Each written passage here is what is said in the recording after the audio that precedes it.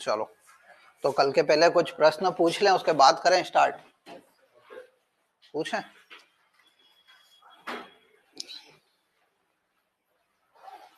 तो बताओ पहले तो मध्य प्रदेश में कुल कितने संभाग हैं, यही बता दो। कितने जिले थे?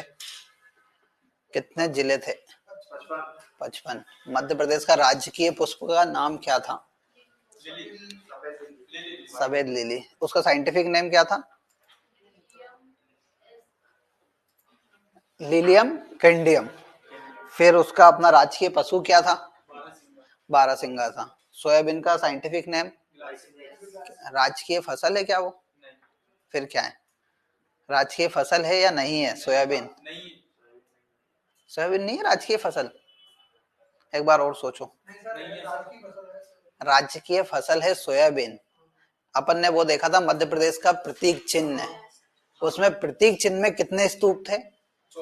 24। और उसमें कौन कौन से दो फसलों का विवरण था?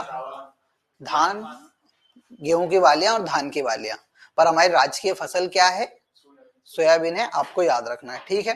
फिर अपन ने क्या पूछा था उसके बाद, क्या क्या पढ़ लिया था ये बता दो जल्दी से, फिर अपन आगे चलते हैं। जो मैंने एक नृत्य संभाग चल रहे थे उसके जिले अपन चल रहे थे, है ना। और एक और बार बता दो कि मध्य प्रदेश में जो कर्क रेखा है वो कितने जिलों से गुजरती है?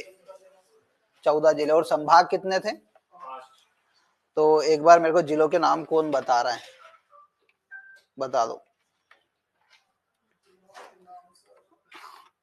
एक दो तो बताओ, कुछ तो याद होगा। बता दो।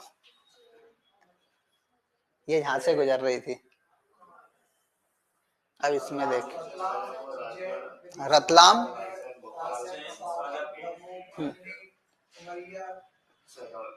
देखो यहां से आ जाओ, रतलाम, फिर उज्जैन, उसके बाद शाजापुर। मैंने बताया था शाजापुर नहीं आए तो आगर मालवा में से एक को अपन को उत्तर लगा के आना है। फिर उसके बाद राजगढ़, भोपाल, ये सीहोर, रायसेन, विदिशा, ये कितने हो गए? 8। फिर सागर, दमोह 10। फिर कटनी और जबलपुर, उमरिया, शहडोल, ये कितने थे? 14 जिले थे। यहाँ से हमारा क्या गुजर रहा था? कर्क रेखा गुजर रही थी। फिर अपन ने 10 संभागों की बात करी थी मेनली। तो 10 संभाग कौन कौन से थे हमारे, एक बार बता दो। चंबल संभाग, फिर उसके बाद ग्वालियर, फिर उसके बाद भोपाल, फिर हम्म बोलते जाओ।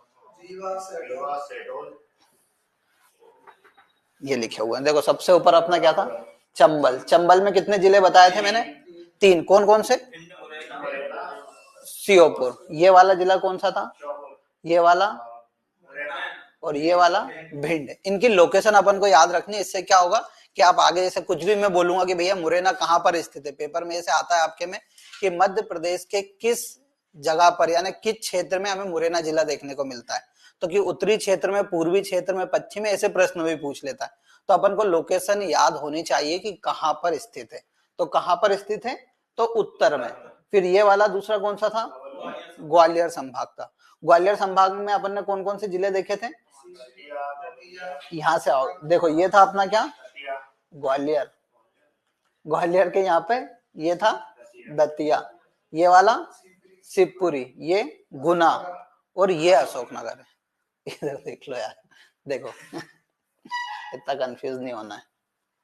ये देखो ग्वालियर, ये दतिया, ये शिवपुरी, ये गुना, अशोकनगर। यानी जो ग्वालियर संभाग में कुल कितने जिले थे? 5। याद रखना, गुना इधर तरफ है जिस राजस्थान के साथ सीमा बनाता है, और अशोकनगर किसके साथ? उत्तर प्रदेश के साथ सीमा बनाता है। ये इधर कौन सा राज्य है? उत्तर प्रदेश। यहाँ पर राजस्थान, यहाँ पर कौन सा था? गुजरात। नीचे महाराष्ट्र, और इधर छत्तीसगढ़ था। तो याद रखना, गुना की सीमा किससे लगती है? राजस्थान से। राजस्थान घूमने नहीं जाओगे तो तुम्हें गुना वसूल किया जाएगा तुमसे, ऐसा करके कुछ भी ट्रिक बना लेना, ठीक है। फिर अपन ने उसके बाद कौन सा जिला देखा था, कौन सा संभाग? उज्जैन। उज्जैन में कितने जिले देखे थे? 7। अपनी कॉपी में लिखा हुआ है, कॉपी में देख सकते हो बोलने के लिए। कितने थे? 7। कौन कौन से? एक था अपना उज्जैन, रतलाम, मंदसौर, नीमच, देवास, ठीक है। ये किस में अपन ने देखे थे? उज्जैन संभाग में। फिर अपन चले थे इंदौर संभाग पे। तो इंदौर संभाग में कुल कितने जिले थे? 8। कौन कौन से? इंदौर,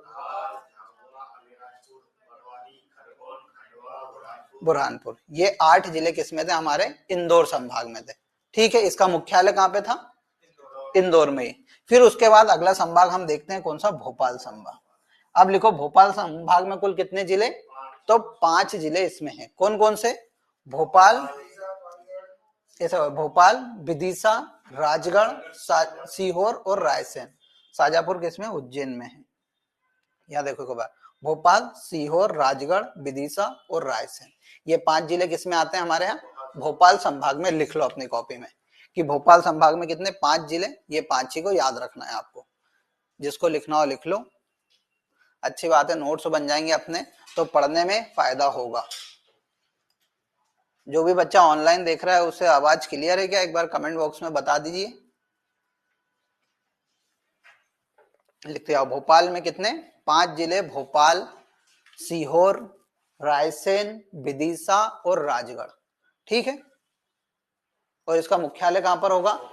भोपाल में होगा।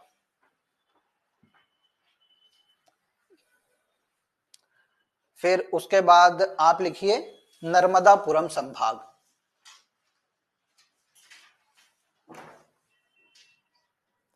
नर्मदापुरम संभाग में होते 3 जिले। पहले नर्मदापुरम संभाग का पुराना नाम क्या था? होशंगाबाद संभाग, परंतु 2023 में उसका नाम बदलकर क्या किया गया है?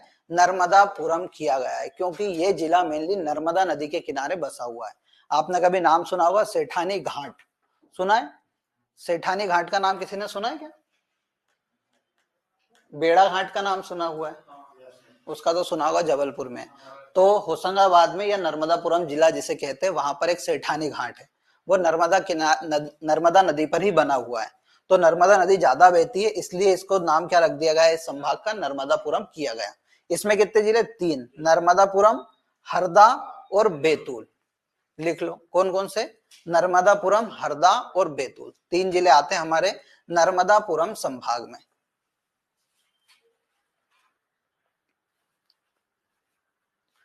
फिर उसके बाद अपना अगला संभाग लिखो जबलपुर संभाग। कौन सा है अगला संभाग? जबलपुर। जबलपुर संभाग में कुल 9 जिले आते हैं। कितने जिले आते हैं? 9 जिले आते हैं, और यहाँ मध्य प्रदेश का सबसे बड़ा संभाग है। क्यों? क्योंकि इसमें 9 जिले आते हैं। क्योंकि अपन ने इंदौर में देखे थे कुल कितने? 8 जिले। जनसंख्या के आधार पर सबसे बड़ा संभाग कौन सा होगा? इंदौर संभाग। जब जनसंख्या पढ़ेंगे उसमें मैं बताऊंगा, पर अभी भी थोड़ा रिकॉल करके चलना कि जनसंख्या के आधार पर सबसे बड़ा संभाग हमारा इंदौर, और क्षेत्रफल के अनुसार सबसे बड़ा संभाग तो जबलपुर। क्यों? क्योंकि इसमें कितने जिले आते हैं? 9 जिले आते हैं। अभी हाल ही में इसमें नया जिला बनाया, उसका नाम है पांडुरना। ठीक, अब कौन कौन से 8 जिले देखना, यहाँ पर एक बार मैप में देखते चलना, लिख बाद में लेना। एक जबलपुर, ठीक है, पहला। उसके बाद दूसरा नरसिंहपुर, तीसरा छिंदवाड़ा, चौथा पांडुरना, पांचवा, छठा, सातवां और 8वां डिंडोरी। ये 8 जिले आते हैं, और एक और ये अपना कटनी। तो कितने होगा? ये 9 जिले इसमें आते हैं। कौन कौन से? कटनी, जबलपुर, नरसिंहपुर, छिंदवाड़ा, पांडुरना, सिवनी, बालाघाट, मंडला और डिंडोरी, ये सभी किसमें आते हैं? जबलपुर संभाग के अंतर्गत आते हैं। कुल 9 जिले इसमें आते हैं, और पांडुरना जिला लिख लेना, मध्य प्रदेश का 55वां जिला है। कौन सा है? मध्य प्रदेश का 55वां जिला कौन सा बनाया गया अभी हाल ही में? पांडुरना। जैसे कॉपी का जो अपना ऊपर वाला पेज रहता है, वहां पर कहीं पे भी लिख लिया करो, कोई बात मैं बोलता हूं तो उसे।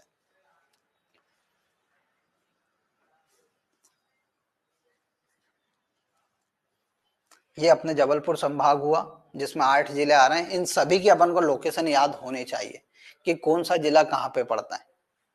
अभी तो तुम्हें अपने जिलों की लोकेशन याद नहीं होगी, किसी को अपने जिले की लोकेशन याद नहीं हो तो देख लेना भैया, वहां पे बालाघाट, ठीक है, ये इधर कोने में। और कोने भैया राजगढ़ थे, तो राजगढ़ वाले देख लेना, यहाँ पे है। तो अपने जिलों की लोकेशन भी याद होनी चाहिए कि हमारी सीमा उत्तर प्रदेश से राजस्थान से लगती है कि उत्तर प्रदेश से लगती है, छत्तीसगढ़ से लगती है, ये सभी बातें हमें पता होनी चाहिए। लिख ली इसका 9 जिले। एक और बार बोलूं क्या? बोल देना कभी बोलना हो तो, मैं एक और बार बता दूंगा। नहीं दिख रहा हो तो, कटनी, जबलपुर, नरसिंहपुर, छिंदवाड़ा, पांडुरना, सिवनी, बालाघाट, मंडला, डिंडोरी। ठीक है, ये 9 जिले किसके? जबलपुर संभाग के। फिर हमारा अगला संभाग है, उसका नाम है शहडोल संभाग। क्या है? शहडोल संभाग। शहडोल संभाग का गठन 2008 में किया जाता है हमारे यहाँ। जब अपन मध्य प्रदेश का गठन और पुनर्गठन पढ़ेंगे कि पहले भैया रियासतें हुआ करती थी तो आज हम जिले में कैसे बन गए, तो उन सभी की एक कहानी है। तो उस कहानी को जब पढ़ेंगे तब मैं इस शहडोल संभाग की बात भी करूंगा। पर अभी लिख लो, शहडोल संभाग में कुल कितने जिले? 3 जिले। कौन कौन से? शहडोल इधर और ये अनूपपुर। 3 जिले आते हैं, शहडोल, उमरिया और अनूपपुर। अनूपपुर के बारे में कोई कुछ जानता है क्या? अनूपपुर में एक जगह है अमरकंटक।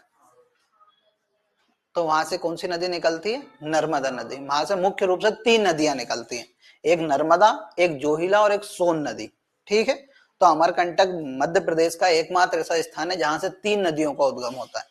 और ये व्यापम ने बहुत बार पूछा हुआ है ये प्रश्न, तो याद रखना।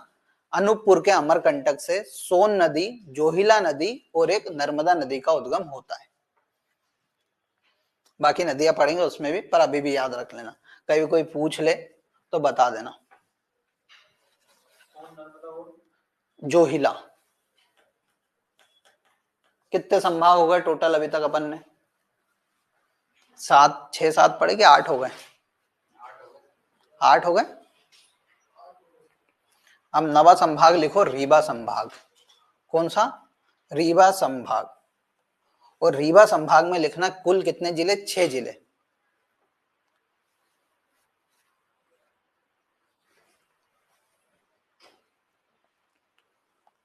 रीवा संभाग में कुल 6 जिले आते हैं। 6 जिले कौन कौन से देखना, ये है रीवा, ठीक है, उसके बगल में सतना, और सतना के नीचे मैयर, मैयर के बगल में सीधी इधर सिंगरौली, और ये मऊगंज।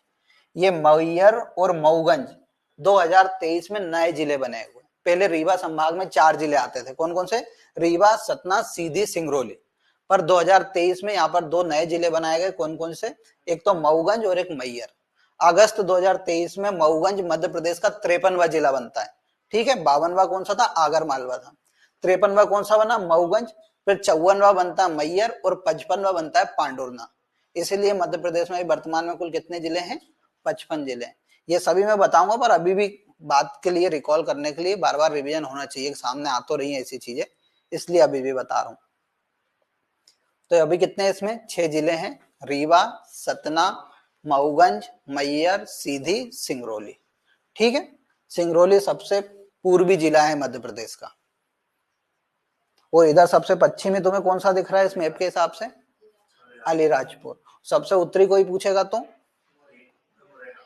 ये देखो मुरैना की ये ऊपर चोंच जा रही है, तो सबसे ऊंचा, सबसे उत्तरी मुरैना, और सबसे दक्षिण में बुरहानपुर, ये नीचे दिख रहा होगा। ठीक है। तो ये भी पूछ लेते हैं, सबसे पूर्वी जिला कौन सा, पश्चिमी जिला कौन सा है, ये भी याद रखो। और सबसे मध्य वाला जिला कौन सा बताया जाता है? सागर। मध्य प्रदेश का सबसे मध्य में कोई जिला है तो सागर बोला जाता है। अब कितने होगा? 9वां संभाग हो गया। 10वां संभाग लिखो। कौन सा? सागर संभाग। सागर संभाग पूरा मेनली इस क्षेत्र को कौन सा क्षेत्र बोला जाता है मध्य प्रदेश भारत? कौन सा? बुंदेलखंड। अब ये थोड़े दिन चर्चाओं में रहा था कि यहाँ पर केन और बेतवा लिंक नदियों को जोड़ रहे हैं, ये सुना था। तो वो दोनों नदी कहाँ से गुजरती हैं? मेनली बुंदेलखंड वाले क्षेत्र से ही गुजरती हैं। तो बुंदेलखंड वाले क्षेत्र में क्या आप सभी को मालूम होगा कि कृषि बहुत कम होती है, क्योंकि वहां पर पानी के संसाधन नहीं है और पीने का पानी बहुत कम है। तो इसीलिए उन दोनों नदियों को जोड़ के क्या किया जा रहा है, वहां पर पानी के संसाधन का मतलब लाभ दिया जाएगा पूरे में, कि लोगों को पेयजल भी मिल पाए, साथ साथ कृषि के लिए भी उपयुक्त हो जाए वो वाली जमीन। ठीक है। तो वो भी पढ़ेंगे। तो देखो सागर संभाग में मेनली कौन कौन से जिले? सागर, दमोह, पन्ना, छतरपुर, टीकमगढ़ और निवाड़ी। निवाड़ी जिला थोड़े दिन पहले ही बना था, 2013 में, याद रख लेना। 2018 में, 2013 में बना था आगर मालवा।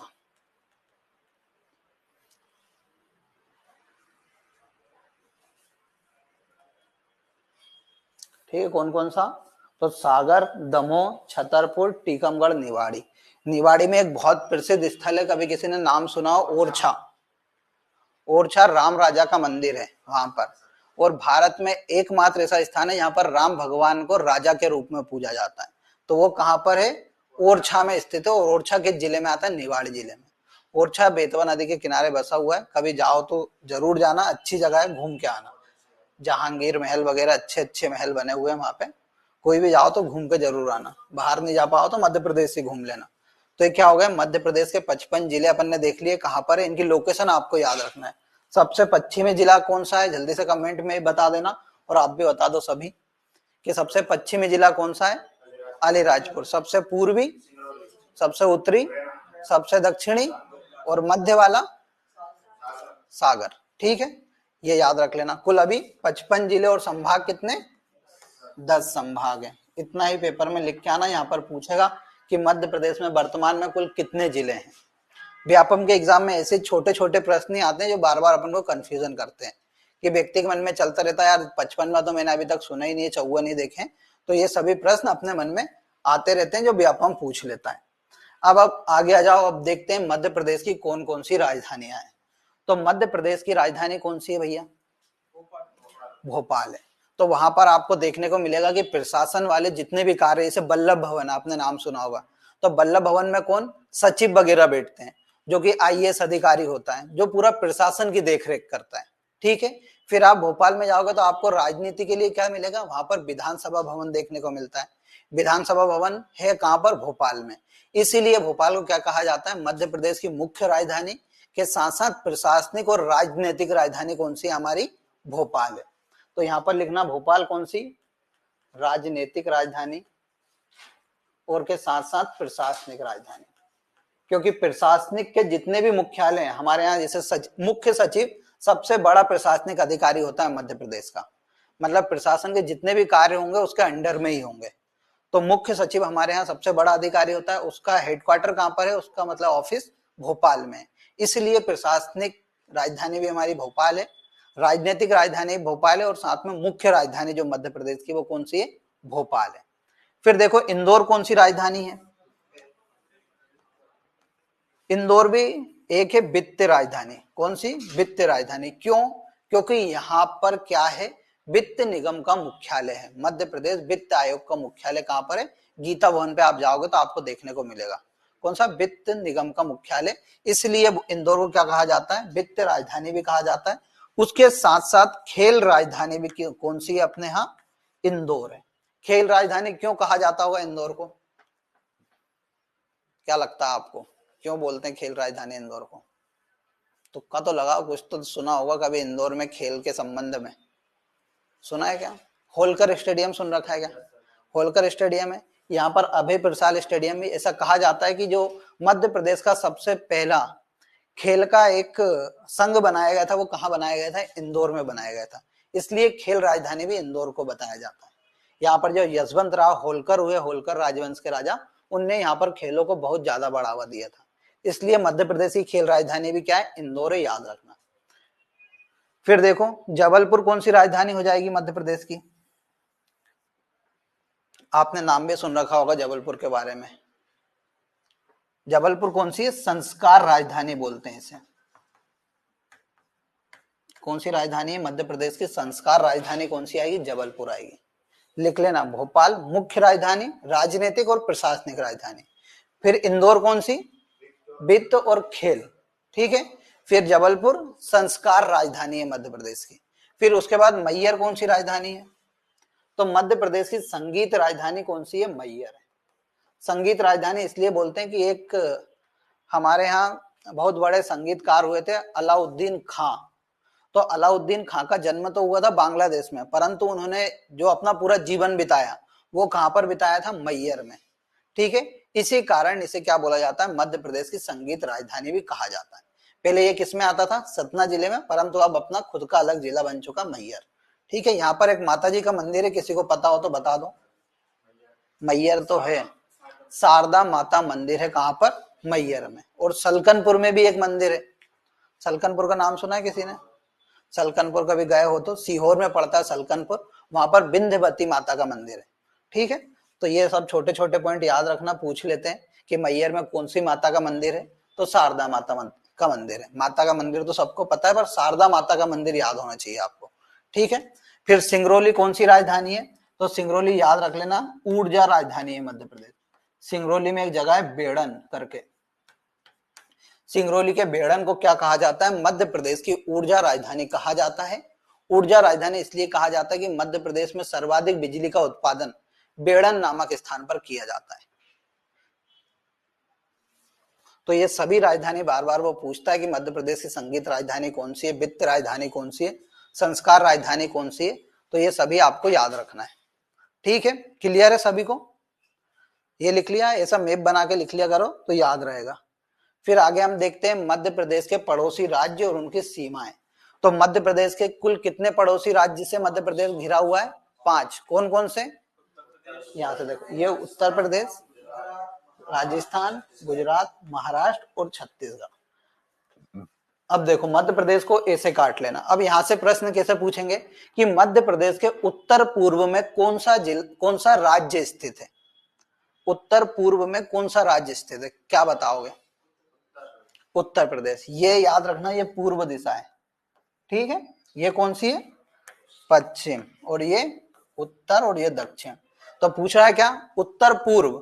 तो यहाँ पे लाइन खींचना और ऐसे तुक्का लगाओगे तो क्या दिखेगा तुम्हें? उत्तर प्रदेश। पूछेगा भैया उत्तर पश्चिम में कौन सा जिला है? उत्तर पश्चिम में राजस्थान। पूछ लेगा दक्षिण में कौन सा जिला है? महाराष्ट्र। और फिर वो पूछेगा तुम्हें पूर्व तरफ, छत्तीसगढ़ जिला। तो ऐसे प्रश्न मेनली पूछे जाते हैं। सबसे पहले तो पूछेगा कुल कितने जिले हैं हमारे मध्य प्रदेश से और सीमा टच करते हैं? राज्य तो आपको बताना 5 राज्य सीमा करते हैं। कौन कौन से? तो भैया उत्तर प्रदेश, राजस्थान, गुजरात, महाराष्ट्र और छत्तीसगढ़। अब यहां से प्रश्न आता है कि उत्तर प्रदेश से मध्य प्रदेश के कितने जिले सीमा लगाते हैं? ठीक है, अब देखो अपन ने अभी हाल मैप देखा था थोड़ी देर पहले। मैप पे चलेंगे वापस। ये अपना मैप है, ये दिख रही है एक सीमा, थोड़ी तुम्हें बाउंड्री दिख रही होगी, और एक सीमा यहाँ पर सिंगरौली के पास दिख रही होगी। ठीक है, तो ये सभी जिले किससे लगते होंगे? उत्तर प्रदेश। अब यहाँ पर बताते हैं ना कौन कौन सा जिला तुम्हें दिख रहा है। सबसे पहला मुरैना, फिर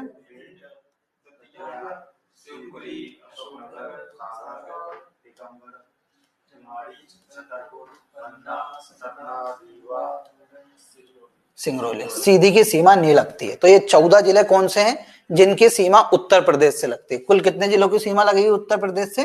14 की। 14 के नाम लिख लो, मुरैना, भिंड। ये प्रश्न पूछे जाते हैं छोटे छोटे, और कभी अपन को एक बार इनकी लोकेशन याद हो गई ना तो आपको पढ़ने में मजा आएगा। तो ऐसा करना, आज 1 रुपए का मैप लेके जाना और उसे भर के देखना कि कहाँ पर कौन सा जिला है। 1 रुपए का मैप आता, ज्यादा महंगा भी नहीं आता, खरीद लेना।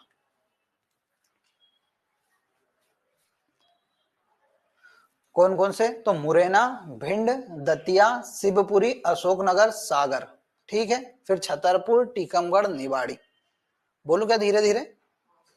देखो लिखो मुरैना, फिर लिखो भिंड, भिंड के बाद लिखो दतिया, दतिया के बाद लिखना है शिवपुरी, शिवपुरी के बाद अशोकनगर।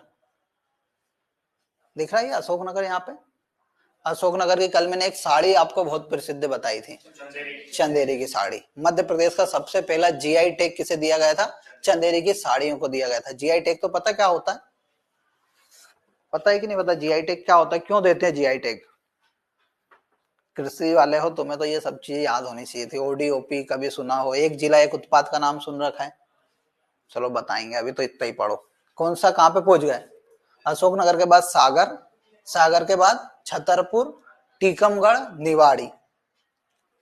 छतरपुर, टीकमगढ़, निवाड़ी। फिर उसके बाद पन्ना, सतना, रीवा, मऊगंज, सिंगरौली। 15 तो नहीं हो रहा है, एक बार गिन लेना। रीवा के बाद है मऊगंज, और मऊगंज के बाद सिंगरौली। 15 तो नहीं हुए? नहीं हुआ, 14 ही हुए ना। तो 14 जिलों की सीमा किससे लगती है हमारे यहाँ? उत्तर प्रदेश से। यानी मध्य प्रदेश की सर्वाधिक सीमा किस राज्य से लग रही है? तो उत्तर प्रदेश से लगती है। ठीक है, फिर उसके बाद आ जाओ कौन सा? राजस्थान। तो राजस्थान से लगती है भैया 10 जिलों की सीमा। राजस्थान के लोगों में क्या होता है? 10 का दम होता है, ऐसे याद रख लेना। अब कौन कौन से जिले लग रहे हैं यहाँ पे? बोलो वापस से। मुरैना, श्योपुर, फिर उसके बाद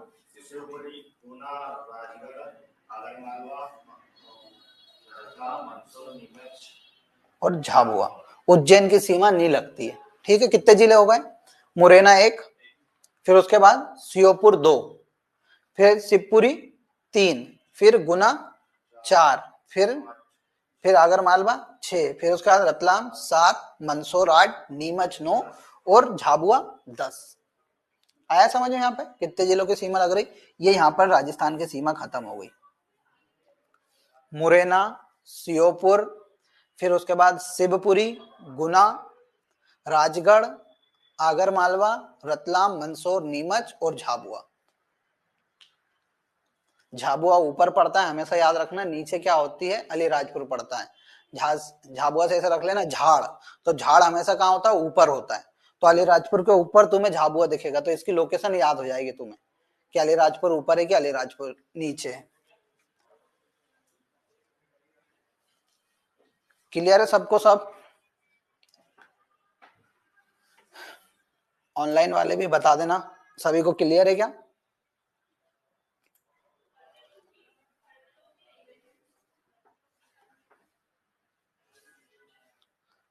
लिख लिए 10 जिले? कुछ छूटा तो नहीं? अब उसके बाद लिखो गुजरात से सीमा बनाने वाले जिले। गुजरात से कुल 2 जिलों की सीमा लगती है। ठीक है, कौन कौन से की? यहां पर देखो ये 2 बाउंड्री दिख रही होगी, झाबुआ और अलीराजपुर। दोनों जिलों की सीमा किससे स्पर्श होती है? गुजरात राज्य से होती है।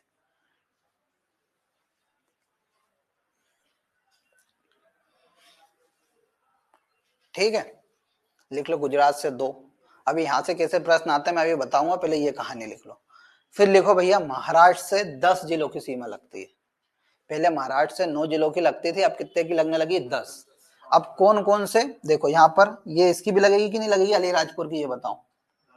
ये देखो यहाँ पर है सीमा, तो ये यहाँ पे टच करते हुए दिख रहा है, नीचे महाराष्ट्र है।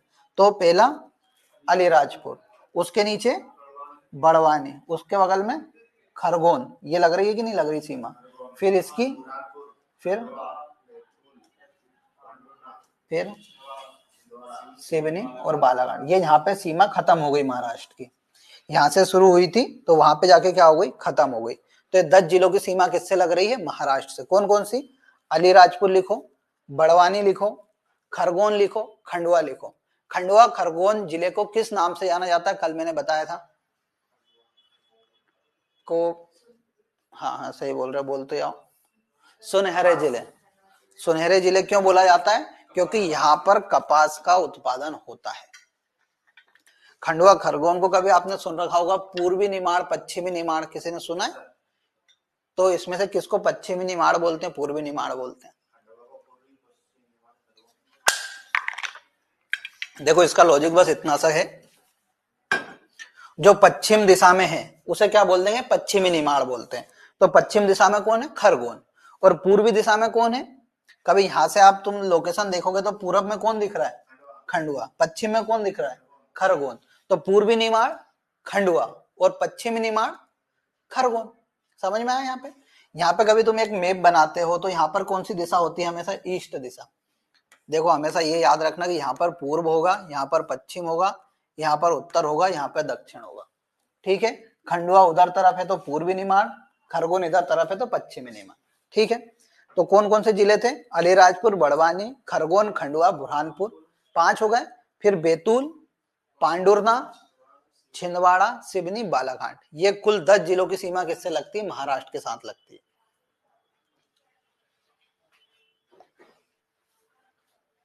कितने जिले, कितने राज्य हो गए? 4 हो गए। 5वां कौन सा बच्चा?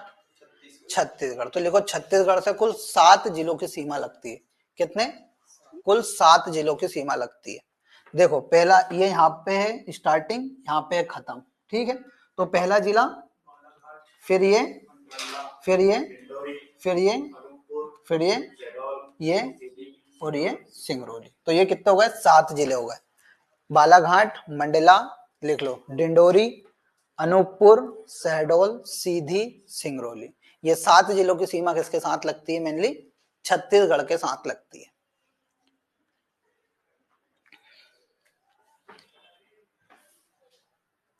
दस के नाम एक बार बता देता हूं। देखो महाराष्ट्र वाले अलीराजपुर है, बड़वानी है, खरगोन है, खंडवा है, बुरहानपुर है, बैतूल है, छिंदवाड़ा, पांडुरना, सिवनी, बालाघाट। ये 10 जिले हैं किससे, महाराष्ट्र से लगने वाले।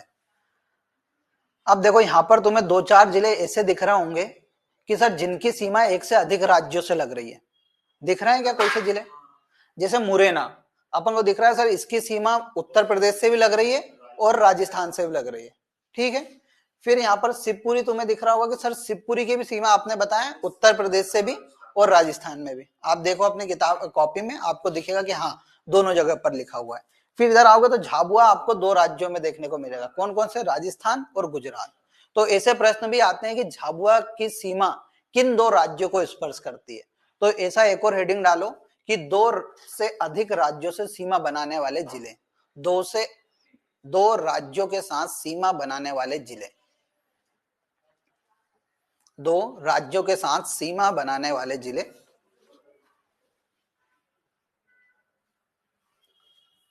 पहला लिखो राजस्थान और उत्तर प्रदेश के साथ सीमा बनाने वाले जिले, राजस्थान और उत्तर प्रदेश के साथ सीमा बनाने वाले जिले, और उत्तर प्रदेश के साथ।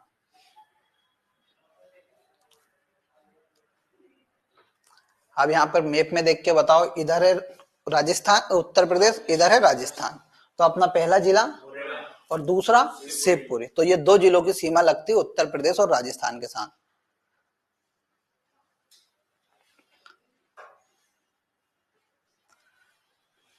फिर लिखो राजस्थान और गुजरात के साथ सीमा बनाने वाले जिले। हाँ, राजस्थान और गुजरात के साथ सीमा बनाने वाला जिला कौन सा है? ऐसा लिख लो, देखो सीधा लिख लिया करो, उत्तर प्रदेश प्लस राजस्थान के साथ। फिर लिखो राजस्थान प्लस झाबुआ के साथ कौन सा जिला बना रहा है। तो ऐसी छोटी छोटी में भी लिख सकते हो, ऐसा नहीं कि पूरी लाइन लिखना अपन को जरूरी है, अपने समझ में आ जाए वो बात जरूरी है। तो राजस्थान और झाबुआ के साथ कौन मिला, राजस्थान और मध्य प्रदेश गुजरात के साथ कौन सा, तो एकमात्र जिला है उसका नाम है झाबुआ, ठीक है।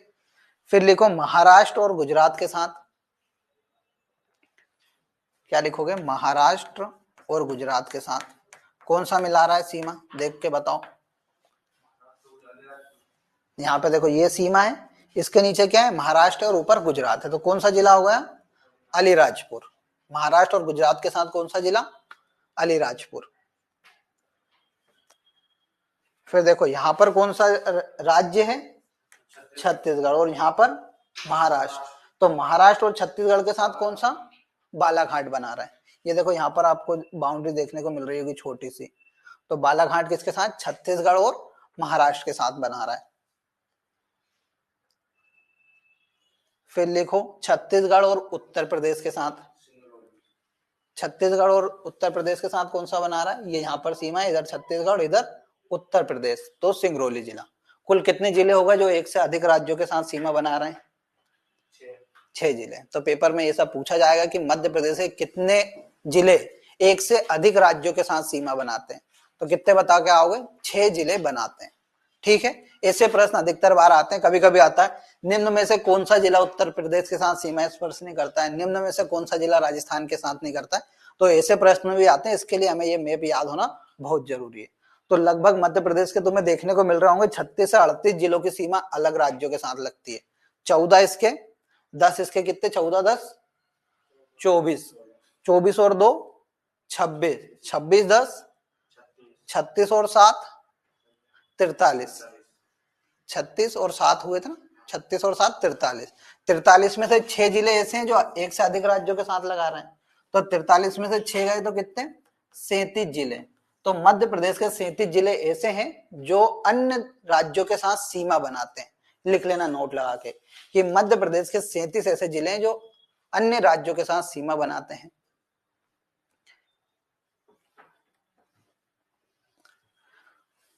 फिर मध्य प्रदेश के स्थल अवरुद्ध राज्य कितने हो जाएंगे, मतलब जो अन्य राज्यों को सीमा नहीं छू रहे हैं।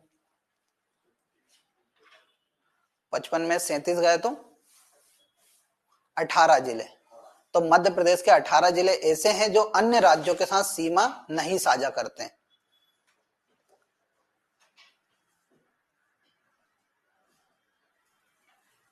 ठीक है, क्लियर है। चलो आगे आ जाओ। फिर देखो ये राजधानी अपन ने देख ली, ये भी देख लिया मध्य प्रदेश के पड़ोसी राज्य, ये सभी मैंने लिख दिए इधर, पढ़ लेना पढ़ो तो। फिर देखो ये एक से अधिक राज्य वाले बता दिए अपन ने। फिर यहाँ पर कुछ अन्य जानकारी ये लिख लो अपनी कॉपी में, क्योंकि पेपर में आते हैं अधिकतर बार। पहले आता है कुल कितने संभाग, 10। यहाँ से सीधे फैक्ट वाले प्रश्न पूछेंगे। कुल कितने संभाग, 10। कुल कितने जिले, 55। कुल तहसील 428 के समथिंग अभी हमारे यहाँ क्या है, तहसील है। ये लिख लो सीधे, अभी पेपर में आएंगे।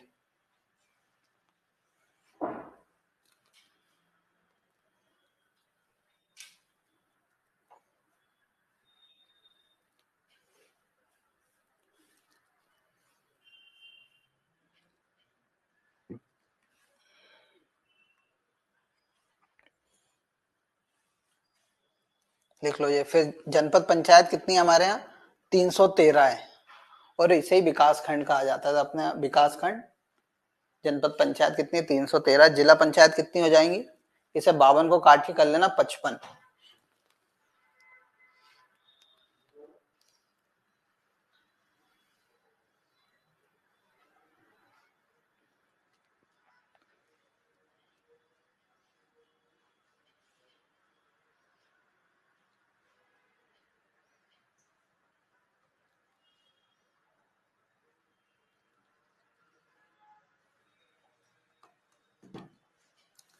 देखो संभाग, जिले, जिला पंचायत 55 हो गई है, ग्राम पंचायत लगभग 22,695 है। फिर आईजी रेंज है हमारे यहाँ 11।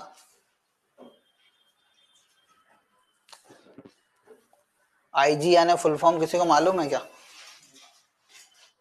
कल देख के आना। फिर देखो पुलिस थाने ये सब पूछ लेते हैं। पुलिस जिले भी अपने यहाँ 55 हो गए हैं। चलो देखो फिर यहाँ पर ये समझ लो, ये सब तो मिल जाएगा। लोकसभा सीटें, विधानसभा सीटें क्या होती है। देखो भारत में क्या है, राजनीति जो चलती है वो कैसे चलती है, सबसे केंद्र में होते हैं सांसद, ठीक है। या संसद भवन, कभी आपने नाम सुन रखा होगा, पार्लियामेंट सुन रखा है। पार्लियामेंट के जो अभिन्न अंग होते हैं कौन कौन होते हैं, एक होता है राष्ट्रपति, और एक होता है राज्यसभा, और एक होती है लोकसभा, ठीक है। ये तीन किसके अंग माने जाते हैं, संसद के अंग माने जाते हैं। कभी भी कोई सा भी कानून पास होता है तो लोकसभा या राज्यसभा में पहले पेश किया जाता है। जैसे मान लो कि आपके अभी आपने आईपीसी की धारा जो कभी सुन रखी होगी, तो कानून प्रस्ताव लाएगा लोकसभा में, राज्यसभा से पास हुआ, लास्ट में कौन मंजूरी देता है, राष्ट्रपति सिग्नेचर देता है, उसके बाद वो क्या बन जाता है, अपने देश में कानून बन जाता है। तो ये तीन अंग किसके बताए जाते हैं, संसद के बताए जाते हैं। अब राज्यसभा संसद का ऊपरी हाउस कहा जाता है, अपर हाउस जिसे बोला जाता है। तो यहां से मध्य प्रदेश में कुल कितने लोग जाते हैं इस हाउस में, 11 लोग पहुंचाए जाते हैं, ठीक है। लोकसभा में भी हर राज्य का प्रतिनिधि होता है, और हमारे यहाँ से कुल कितने लोगों को पहुंचाया जाता है, 29 लोगों को पहुंचाया जाता है। कहां पर, लोकसभा में। लोकसभा की जैसे आप सभी को पता है कितनी, 543 सीट है, ठीक है। कितनी, 543। तो 543 में से 29 लोग कहां से होंगे, हमारे मध्य प्रदेश से शामिल होते हैं। फिर देखो एक, फिर राज्य में क्या होता है, राज्य में 2 हाउस रहते हैं, एक होता है विधान परिषद और एक होता है क्या, विधानसभा। अब जो विधान परिषद है उसे अपर हाउस बोलते हैं, विधानसभा को निम्न हाउस बोला जाता है राज्यों में। पर विधान परिषद हर राज्य में नहीं होती है, ये जहां पर ज्यादा जनसंख्या होती है वहां पर इन दोनों हाउसों का निर्माण किया जाता है। अब हमारे यहाँ कम जनसंख्या, लगभग 7 करोड़ के समथिंग, तो हमारे यहाँ क्या है, केवल एक हाउस है, उसका नाम है विधानसभा। और इसमें कौन जाते हैं बैठने के लिए, जिनको हम चुन के पहुंचाते हैं उनका नाम रहता है विधायक, ठीक है, जिसे विधानसभा सदस्य भी बोलते हैं। तो विधायक जैसे अपने क्षेत्र से कोई ना कोई होगा, जैसे यहाँ से रमेश मेंदोला का नाम आपने सुन रखा होगा, कैलाश विजयवर्गीय, मधु वर्मा, इनका नाम सुन रखा है, ये सभी विधायक हैं। तो वो सभी काय में जाते हैं, विधानसभा में जाते हैं। और राज्य के लिए कोई नियम कानून या अधिनियम लाना है तो किसमें लाया जाता है, विधानसभा भवन में लाया जाता है। तो विधानसभा की हमारे यहाँ कुल सीटें कितनी है, 230 है। अब विधानसभा में क्या होता है, आरक्षण दिया जाता है। जैसे कि अभी अपने यहाँ देते हैं ना, ओबीसी को एक भैया 13% दे दिया, एसटी को 27% दे दिया, ऐसा आरक्षण देते हैं। तो विधानसभा में भी ऐसा सीटों में आरक्षण चलता है। तो हमारे यहाँ सबसे ज्यादा कौन सी जनजाति रहती है, मतलब जनजाति निवास करती लगभग 21%। तो जनजातियों का भी एक आरक्षण है, साथ साथ जो अनुसूचित जाति के लोग हैं उनका भी हमारे यहाँ आरक्षण मिलता है। तो हमारे यहाँ अनुसूचित जनजाति जिसे क्या बोलते हैं, शेड्यूल्ड ट्राइब बोलते हैं, शेड्यूल्ड ट्राइब के लिए 47 सीटें आरक्षित की गई हैं, यानी जो 230 सीटें हैं उसमें से 47 सीटों पर किसे पहुंचाया जाएगा, अनुसूचित जनजाति के लोग जाएंगे विधानसभा भवन में। समझ में आई ये वाली बात। फिर हमारे यहाँ एससी जो अनुसूचित जाति होती है उसके कुल कितने प्रतिनिधि शामिल होते हैं, 35 प्रतिनिधि शामिल होते हैं, जो कि अपने समाज का कुछ भी मुद्दा हो विधानसभा भवन पर रख सके। नहीं तो क्या हो, कभी मान लो कि पूरे जनरल वाले चले जाए विधानसभा भवन में, तो ये निम्न वाला दर्जा है अपना, जैसे मान लो जिन्हें बोला जाता है एसटी और एससी को, तो उनकी बात कभी विधानसभा में रखी जाएगी क्या, तो नहीं रखी जाएगी। इसीलिए इनके प्रतिनिधि भी पहुंचाए जाते हैं विधानसभा में, कि कभी इनकी कास्ट की बात आती है, इनके वर्ग की बात आती है, तो ये लोग वहां पर बातें उठाते हैं। ठीक है, तो ये याद रखना, यहाँ पर पेपर में पूछा जाता है विधानसभा की कुल कितनी सीटें, 230। अनुसूचित जनजाति के लिए कितनी आरक्षित सीटें, 47, और अनुसूचित जाति के लिए 35। टोटल कितनी हो गई, 7 5 12 और, ठीक है, तो यहाँ पर कितनी हो गई, 82 सीटें हमारे क्या है विधानसभा में आरक्षित है। ये सभी बातें आपको याद रखना है। लोकसभा से कितने लोग जाते हैं हमारे यहाँ से, 29। लोकसभा का जो सदन का नेता होता है उसे क्या बोलते हैं, जैसे अपने यहाँ विधानसभा में क्या होता है, सभी सदस्य मिलकर एक नेता चुनते हैं, उसे विधानसभा का नेता बोलते हैं या विधानसभा का सदस्य बोलते हैं, सबसे बड़ा, जो कि हमारे यहाँ कौन है, मुख्यमंत्री। क्या नाम है हमारे मुख्यमंत्री का, मोहन जी यादव। तो मोहन जी यादव अभी हमारे क्या है, सदन के नेता है। ऐसे ही लोकसभा में जो हम संसद बना के पहुंचाते हैं उसमें भी एक सदन का नेता होता है जिसे प्रधानमंत्री बोलते हैं। तो अभी वर्तमान प्रधानमंत्री कौन है हमारे यहाँ के, नरेंद्र मोदी। तो हमारे यहाँ कुल कितने सदस्य जाते हैं लोकसभा में, 29 जाते हैं, उसमें भी आरक्षण दिया गया है। ठीक है, तो हमारे यहाँ से जो 29 सीटों में से 6 सीटें किसकी है, अनुसूचित जनजाति की है, और 4 सीटें किसकी है, अनुसूचित जाति की है। तो ये भी याद रखना, ये भी अपने पेपर में पूछा जाता है। क्या संसद और विधानसभा में कहीं कंफ्यूजन हो तो पूछ लो, है क्या कहीं दिक्कत कि सर 230 सीटें है ना, इसमें एक प्लस सीट रहती है, वो एंग्लो इंडियन की रहती थी पहले, कि मतलब जो बाहरी लोग थे तो वो कभी अपने मध्य प्रदेश में आज भी रहते हैं, उन्हें क्या नागरिकता दे दी गई है, तो उन्हें चुन के लाया जाता था। परंतु 104वां संविधान संशोधन द्वारा एंग्लो इंडियन का जो पद था उसे समाप्त कर दिया गया। तो अब हमारे यहाँ कुल कितनी है, 230 सीटें, पहले 231 हुआ करते थे। एंग्लो इंडियन जैसे ही जब से समाप्त हुआ, जब से 230 बची है। पहले वहां पर भी जैसे कि लोकसभा में भी 2 लोगों को चुना जाता था, 545 टोटल सीटें हुआ करती थी, अब वहां पर भी 543 सीटें हैं। ठीक है, तो आगे क्या ये बात समझ में, ये पूछा जाता है पेपर में कितने अनुसूचित जाति के लिए आरक्षित है, अनुसूचित जनजाति के लिए आरक्षित है। तो ये सभी बातें याद रख लो, लिख लो, कभी लिखना हो तो ये सब कहानी।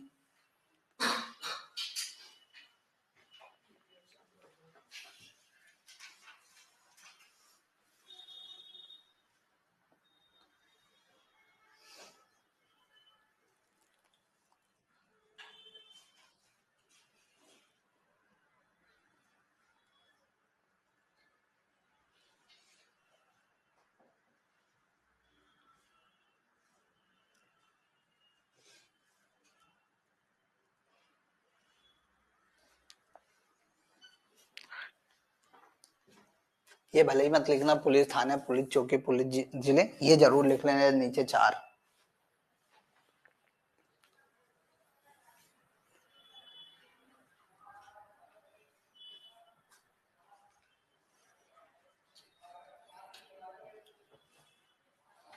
अब किसी को पता है कि विधानसभा और लोकसभा के चुनाव कैसे होते हैं? अब अपन वोट तो देके आते हैं तो अपन को तो मालूम होना चाहिए ना कि भैया मैं वोट देके आ रहा हूं तो ये चुनाव हो क्यों रहे हैं।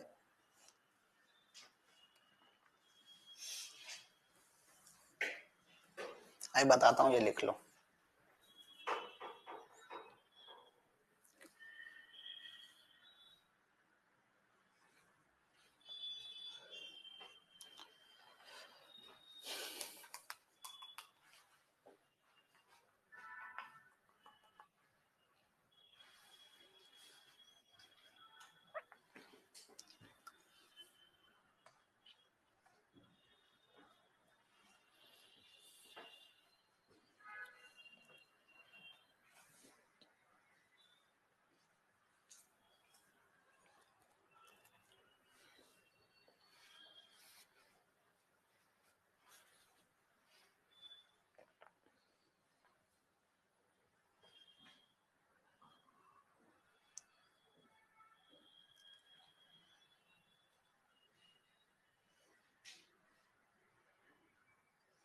लिख लिया? आगे चले तो देखो अपने यहाँ चुनाव कैसे हैं उसकी कहानी मैं बताता हूँ, ये सब तो लिखते रहना। अब अपने यहाँ चुनाव कराने के लिए भारत और राज्यों में दो संस्थाएं होती हैं। एक कौन सी होती है? भारतीय निर्वाचन आयोग। क्या होता है? एक भारतीय निर्वाचन आयोग। इसका नाम सुना है क्या किसने? भारतीय निर्वाचन आयोग। एक होता है राज्य निर्वाचन आयोग। ये दो निर्वाचन आयोग हमारे यहाँ मेनली होते हैं। जो भारतीय निर्वाचन आयोग होता है वो क्या करता है? भारत में निर्वाचन या चुनाव कराता है। अब ये कौन कौन से स्तर के चुनाव कराता है? तो यहाँ मेनली राष्ट्रपति के चुनाव कराता है। राष्ट्रपति के बाद संसद के दोनों सदन यानी लोकसभा और राज्यसभा के चुनाव कराता है। साथ में राज्य की विधानसभा के चुनाव भी कौन कराता है? तो कौन कराता है? भारतीय निर्वाचन आयोग द्वारा कराया जाता है। और फिर आता है एक दूसरा राज्य निर्वाचन आयोग। तो ये राज्य निर्वाचन आयोग किसके चुनाव कराता है? जो मध्य प्रदेश में जैसे पंचायत होती है, पंचायत, नगर पालिका, नगर निगम, इनका नाम सुना है? इन सभी के चुनाव कौन कराता है? तो राज्य निर्वाचन आयोग कराता है। अब सर इसमें विधानसभा में कौन चुनता है? तो क्या होता है? सबसे पहले भारतीय निर्वाचन आयोग एक अधिसूचना जारी करता है कि भैया इस राज्य में इतने विधानसभा सीटों पर हम चुनाव कराने वाले हैं।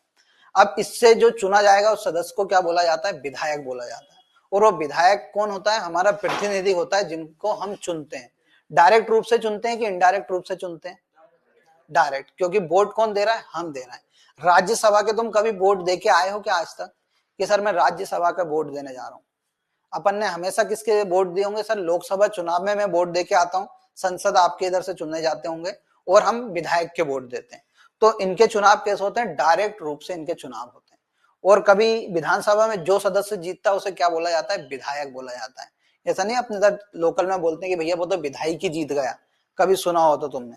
तो फिर वो विधायक काय में पहुंचाया जाता है? विधानसभा में। फिर उसमें क्या होती है? पार्टीगत रूप से लड़ते हैं। जैसे अपने यहाँ कांग्रेस और बीजेपी लड़ती है मेनली। अब जो भी पार्टी जैसे 230 का आधा करेंगे तो कितना होता है? 115 होता है कि नहीं होता? जो भी पार्टी 116 सीट जीत जाती है उसे क्या मिल जाता है? बहुमत मिल जाता है। यानी अब सरकार किसकी बनेगी? जिसके पास सर्वाधिक सीटें। जैसे कि इस बार सर्वाधिक सीटें किसके पास थी? बीजेपी के पास लगभग 162 सीटें उनने जीती थी। इनका प्रतिनिधि, अब इनका ही मुख्यमंत्री बनेगा। और विधानसभा में जो कार्रवाई होती है उसके संचालन के लिए विधानसभा अध्यक्ष बनाया जाता है। तो विधानसभा अध्यक्ष भी कौन का होगा? बीजेपी का होगा। अब सर कौन को मुख्यमंत्री बना देंगे? क्या आप मुख्यमंत्री को वोट देके आते हो क्या? मुख्यमंत्री की में कभी दिया है क्या मुख्यमंत्री को वोट? तो मुख्यमंत्री कोई प्रतिनिधि नहीं है हमारे यहाँ से। जो सबसे बड़ा दल होगा उसमें से एक व्यक्ति को वो उठाएंगे और उसे क्या बना देंगे? मुख्यमंत्री बना देंगे। जैसे पहले हमारे यहाँ सबसे बड़ा किसको? शिवराज सिंह को बनाते थे। इस साल कौन को चुन लिया उन्होंने? मोहन जी यादव को। तो जो विधायक दल का जो नेता होता है उसे क्या बोलते हैं? मुख्यमंत्री बोलते हैं। ठीक है। फिर ये मुख्यमंत्री पूरे राज्य का प्रतिनिधि के रूप में सामने आता है। जितनी भी मांगे होती हैं वो सभी मुख्यमंत्री विधानसभा की पटल पे रखता है। जैसे कि अपने यहाँ लोकल से कोई सी समस्या है, जैसे पेयजल की समस्या है, तो जाके मुख्यमंत्री विधानसभा के पटल पर रखेगा, उस पर चर्चा होगी और पेयजल की समस्या कैसे दूर कर सकते हैं उसके लिए कानून वगैरह फिर बनने लगते हैं। ठीक है। लोकसभा में भी सेम होता है। अपन क्या सांसद को चुनते हैं और वो पूरे सांसद जिसको बहुमत मिलता है उन सांसद में से एक को क्या बनाया जाता है? प्रधानमंत्री बना देते हैं। तो आपने नरेंद्र मोदी को प्रधानमंत्री बना दिया। फिर वहां पे भी आप सभी को पता है कि नए नए कानून आते रहते हैं भारत में दिनों दिन। तो वो सभी कानून ऐसे चलते हैं। राज्यसभा में आरक्षण नहीं मिलता है बिल्कुल भी, याद रखना, क्योंकि उसमें हम क्या देते हैं? डायरेक्ट रूप से चुनाव नहीं देते हैं। उसमें कौन वोट देगा? जिनको हम चुनते हैं। जैसे विधायक और सांसद को तुम चुनते हो तो वो लोग वोट किसके लिए देते हैं? राज्यसभा के लिए वो वोट करते हैं। यानी इनडायरेक्ट रूप से वोटिंग होती है राज्यसभा में। तो ये बात समझ में आ गई? तो ये जरूर याद रखना। मध्य प्रदेश में विधानसभा की कुल कितनी सीटें? जल्दी बता दो। 230। और राज्यसभा की 11 और लोकसभा की? जल्दी बताओ। लोकसभा की कितनी सीटें मध्य प्रदेश से? 29 सीटें। टोटल कितनी? 552। तो 29 अपने राज्य से जाते हैं। आरक्षण कितने को मिलता है लोकसभा में? कितनी सीटों आरक्षित हैं? 10। 6 किसके लिए? एसटी के लिए। और 4 किसके लिए? एसटी के लिए। 4 एससी के लिए। एसटी ज्यादा है अपने यहाँ। जैसे अनुसूचित जनजाति अपने यहाँ 21% रहती है और अनुसूचित जाति कितनी रहती है? लगभग 15% लोग हमारे यहाँ अनुसूचित जाति के निवास करते हैं। और 52% से अधिक हमारे यहाँ कौन रहते हैं, ओबीसी वाले लोग रहते हैं। तो सबसे ज्यादा प्रतिनिधि किसका होता है, एसटी का होता है। इसलिए तो देखना दोनों जगह, यहाँ पर एसटी की आपको मिलेगी 47 सीटें और यहाँ पर एसटी की कितनी मिलेगी, 6 सीटें। तो याद रखना एसटी हमेशा ज्यादा रहेंगे, तो ये भी याद रख लेना। फिर आगे आ जाओ, ये सभी लिख लो।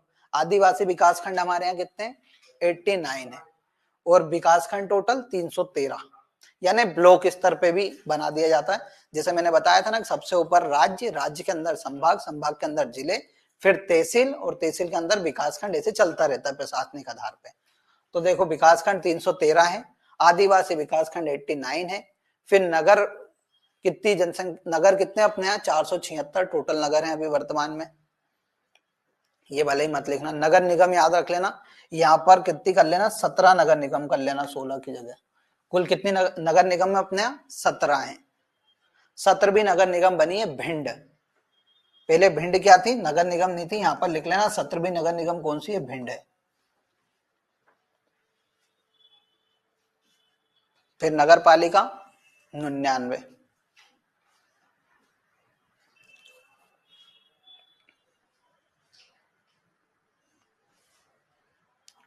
लेना, ये 3-4 पॉइंट तो लिख ही लेना। विकास खंड कितने हैं, आदिवासी विकास खंड कितने हैं, नगर निगम कितने, नगर पालिका कितनी है, ठीक है। नगर निगम वहां पर बनाए जाते हैं, यहाँ पर 10 लाख के समथिंग जनसंख्या, 10 लाख से ज्यादा जनसंख्या रहती है। जैसे कि इंदौर में नगर निगम दिखेगा तुम्हें, भोपाल में जाओगे नगर निगम देखने को मिलेगा, सागर में जाओगे नगर निगम मिलेगा, उज्जैन में जाओगे नगर निगम मिलेगा। फिर छोटी छोटी जगह जाएंगे, जैसे राजगढ़ में चले गए तो नगर पालिका मिल जाएगी, सीहोर गए तो नगर पालिका मिलेगी। फिर उनसे भी छोटे शहर रहते हैं तो हमें वहां पर नगर पालिका परिषद देखने को मिलती है, उससे भी छोटी इकाई रहती है वो। उनका काम क्या रहता है कि जो भी मतलब जहां पर भी वह स्थित है तो साफ सफाई का काम उनका मेनली रहता है, पेयजल की व्यवस्था करना, उन सभी के लिए नगर पालिका नगर निगम बनाई जाती है।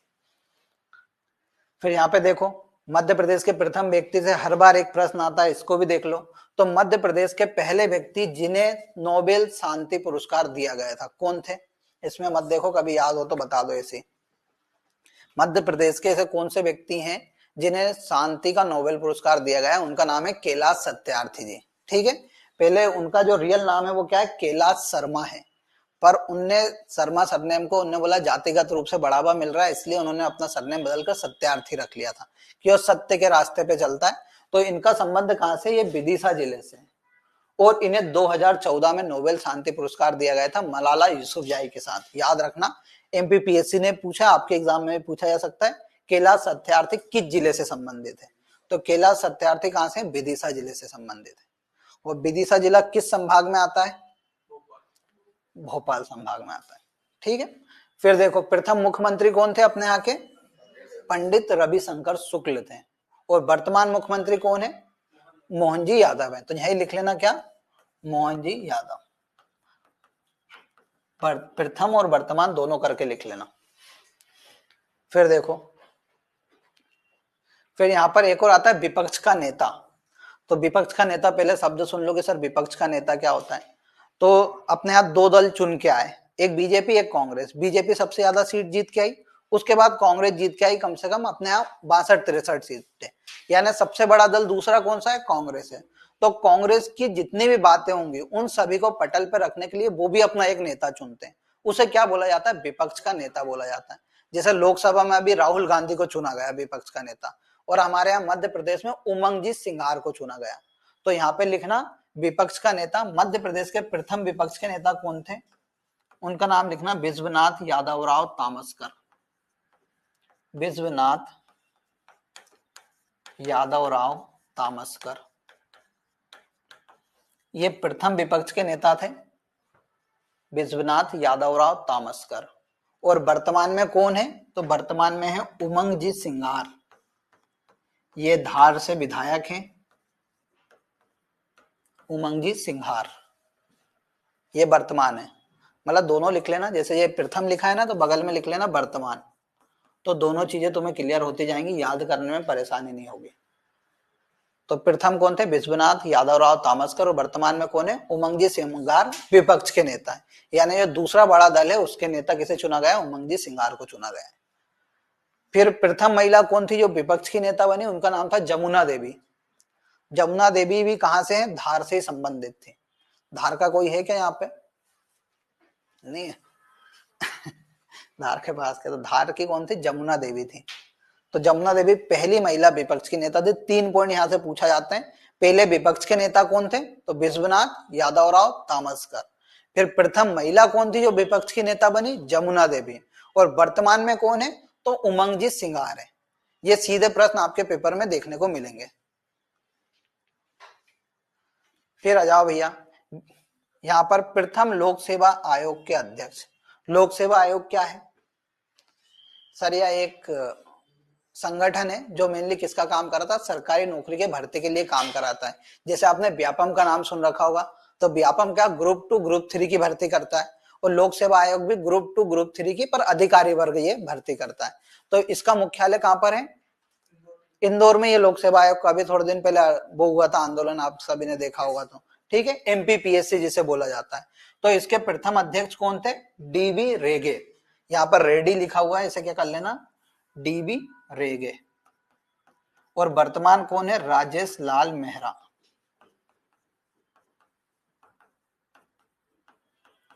लिख लो भाई, ये यहां से सीधा प्रश्न आता है। ये प्रथम मुख्यमंत्री, एमपीपीएससी जैसा पूछ लेता है तो फिर तो व्यापम तो पूछेगा ही कि प्रथम मुख्यमंत्री कौन है।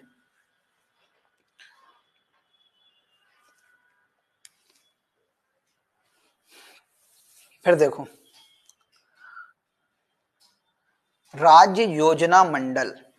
मध्य प्रदेश में एक राज्य योजना मंडल बनता है, जिसका काम क्या रहता है? राज्य में कौन कौन सी योजना हमें चलानी चाहिए जिससे लोगों का भला हो, तो उसके लिए एक राज्य योजना मंडल बनाया जाता है। कब? 24 अक्टूबर 1972 को। और इसका जो मुख्यमंत्री होता है, उसका जो अध्यक्ष होता है, वो हमेशा मुख्यमंत्री होते हैं। तो कभी तुमसे पूछ लेगा राज्य योजना मंडल के वर्तमान अध्यक्ष कौन है, तो किसका नाम लोगे? मोहन जी यादव है। तो दूसरा पद इसमें क्या होता है? उपाध्यक्ष होता है। तो उस समय कौन थे? पहले उपाध्यक्ष कौन थे? दयाशंकर नाग थे। और वर्तमान में कौन है? सचिन चतुर्वेदी जी वर्तमान इसके उपाध्यक्ष हैं। और अध्यक्ष कौन होंगे? हमेशा मुख्यमंत्री होते हैं। लिख लेना, कब बना था ये? 24 अक्टूबर 1972 के दिन, जब हमारे मध्य प्रदेश के मुख्यमंत्री प्रकाश चंद्र सेठी थे। इसके बारे में लिख ही लो, राज्य योजना मंडल लिखो, स्थापना लिखो 24 अक्टूबर 1972। राज्य योजना मंडल एक हेडिंग डाल लो, उसमें लिख लो इसकी स्थापना कब होती है? 24 अक्टूबर 1972 को होती है। इसके प्रथम अध्यक्ष कौन थे? तो प्रकाश चंद्र सेठी थे। इसके प्रथम अध्यक्ष कौन रहते हैं? प्रकाश चंद्र सेठी।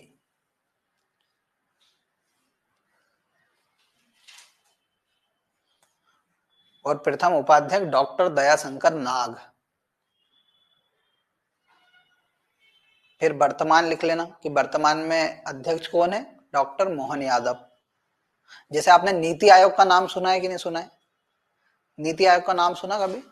कि भारत में जो नीतियों का निर्माण के लिए एक संस्था बनाई गई, नीति आयोग, थिंक टैंक, कि हमें भारत में क्या करना है उसके लिए सोच विकसित कौन करता है? नीति आयोग करता है। तो ऐसे ही हमारे राज्य में क्या? राज्य योजना आयोग है। ठीक है, तो इसके वर्तमान अध्यक्ष कौन है? मोहन यादव है। और उपाध्यक्ष कौन है? डॉक्टर सचिन चतुर्वेदी इसके उपाध्यक्ष हैं अभी वर्तमान में। ये यहाँ पे लिखा हुआ है। फिर प्रथम महिला मुख्य सचिव। मुख्य सचिव कौन होता है? राज्य का सबसे बड़ा प्रशासनिक अधिकारी होता है।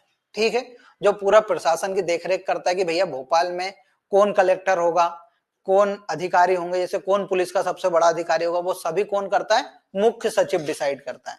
तो यहाँ पर लिखना पहले तो मध्य प्रदेश के प्रथम मुख्य सचिव का नाम क्या था? एच.एस. कामत।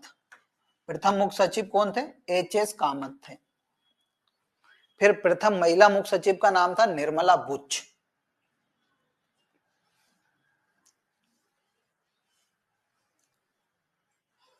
फिर दूसरी महिला मुख्य सचिव का नाम भी लिख लो, बीरा राणा, जो अभी हाल ही में बनी थी इसी साल, तो चर्चाओं में है, तो उन्हें भी याद रख लो। कामत, कामत मां लिखा हुआ है, एच.एस. कामत। और फिर प्रथम महिला मुख्य सचिव निर्मला बुच। दूसरी महिला मुख्य सचिव बीरा राणा। और अभी वर्तमान सचिव कौन है हमारे यहाँ के? अनुराग जी जैन। अभी वर्तमान सचिव कौन है? अनुराग जैन, याद रख लेना ये भी। ठीक है, लिख लिया 4 ही पॉइंट। पहले एच.एस. कामत पहली महिला, निर्मला भुज। फिर दूसरी महिला बीरा राणा, और वर्तमान मुख्य सचिव कौन है? अनुराग जैन है। फिर यहाँ पर प्रथम लोकायुक्त, लोकायुक्त का क्या काम रहता है? कल मैं पूछूंगा तुमसे, याद करके आना। प्रथम लोकायुक्त अभी लिख लो, पीबी दीक्षित। कल मेरे को बताना कि लोकायुक्त का काम क्या होता है, कोई याद हो तो बता दो। फिर लिखो प्रथम सूचना आयुक्त टी.एन. श्रीवास्तव। प्रथम सूचना आयुक्त कौन थे? टी.एन. श्रीवास्तव। सूचना आयुक्त का काम क्या होता होगा?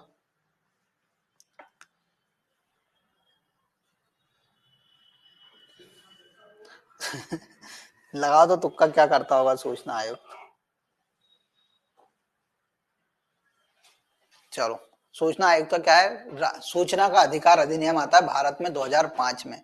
उसके द्वारा आप आरटीआई लगाओ, आपको कुछ भी जानकारी चाहिए, जैसे आपको व्यापम घोटाला है, व्यापम घोटाले से लेकर कुछ भी जानकारी चाहिए कि आज तक इसमें क्या क्या कार्रवाई की गई है, तो वो आरटीआई आप लगाओगे तो ये सूचना का अधिकार अधिनियम 2005 के तहत आपको क्या की जाएगी? सूचनाएं प्रदान की जाएगी। तो इसके जो प्रथम आयुक्त थे उनका नाम था टी.एन. श्रीवास्तव। ठीक है, फिर आगे आ जाओ। फिर प्रथम निर्वाचन आयुक्त एन.बी. लोहानी। निर्वाचन आयुक्त कौन? जो अपना राज्य निर्वाचन आयोग मैंने बताया था, जिसका काम क्या है? पंचायत और नगर पालिका नगर निगम के चुनाव कराना। उसके प्रथम कौन थे आयुक्त? एन.बी. लोहानी। और वर्तमान याद रखना मनोज कुमार श्रीवास्तव। और इनकी नियुक्ति अभी 1 जनवरी के दिन हुई है। मनोज कुमार श्रीवास्तव लिख लो, फिर अपन खत्म करते हैं 5-10 मिनट में। अभी वर्तमान कौन है? मनोज कुमार श्रीवास्तव। 1 जनवरी 2025 के नियुक्ति हुई है। आपके आने वाले एग्जाम में इनका नाम जरूर पूछा जाएगा।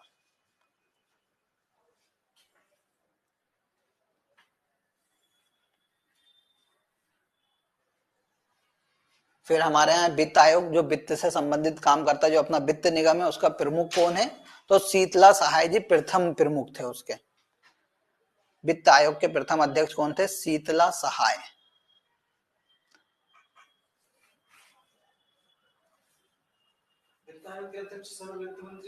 नहीं नहीं, वित्त मंत्री अलग है, वित्त आयोग अलग है। यानी मंत्रालय क्या करता है? आपको फंड दे देता है। अब उस फंड का आपको कैसे इस्तेमाल करना है, उसके लिए एक आयोग बनाया जाता है, वित्त आयोग। जैसे उन्होंने बोल दिया कि भैया हमारे यहाँ जल मंत्रालय को इतना पैसा देना है, इस मंत्रालय को इतना पैसा देना है, तो उस सभी का देखरेख कौन करेगा? वित्त आयोग करेगा। तो उसके प्रथम अध्यक्ष कौन थे? शीतला सहाय थे।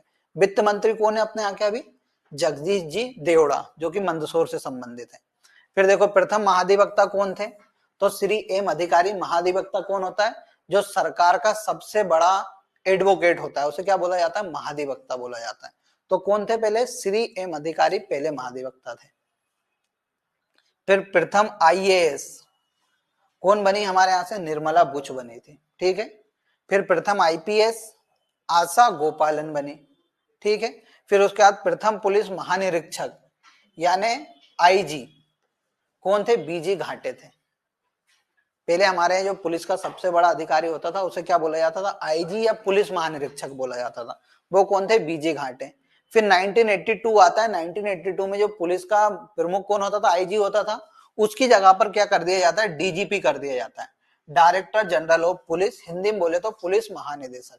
अभी हमारे यहाँ के सबसे बड़े अधिकारी कौन होते हैं? पुलिस महानिदेशक होते हैं। तो पहले कौन थे? बीपी दुबे पुलिस महानिदेशक थे अपने यहाँ। अब सबसे बड़ी पोस्ट पहले एमपी में आईजी होती थी, पर 1982 से सबसे बड़ी पोस्ट कौन सी हो गई? डीजीपी हो गई, जो सीधे गृह मंत्रालय को रिपोर्ट करता है। जैसे कि अपना गृह मंत्रालय के अभी वर्तमान अध्यक्ष कौन है? वर्तमान मंत्री तो मोहन जी यादव ने गृह मंत्रालय अपने अधीन रख रखा है। यानी पुलिस की जितनी भी कार्रवाई होती है वो कौन देखता है?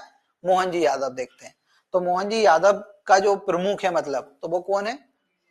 डीजीपी कहलाता है। फिर प्रथम गैर कांग्रेसी मुख्यमंत्री कौन बनते हैं हमारे यहाँ के?